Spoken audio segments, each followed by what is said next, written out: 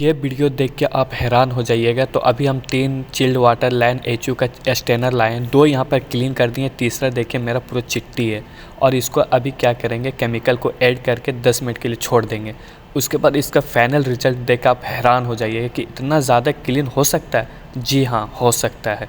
तो यहाँ पर तीसरा हमारा रिजल्ट देखिए, दोनों को पीछे छोड़ के जो अभी हम जो ऐड किए हैं उसका शाइनिंग कितना ख़तरनाक है, कितना ज़बरदस्त है, न्यू जैसे एकदम लग रहा है कि अभी हम पैकेट से खोलें, ऐसा ऐसा अभी केमिकल है।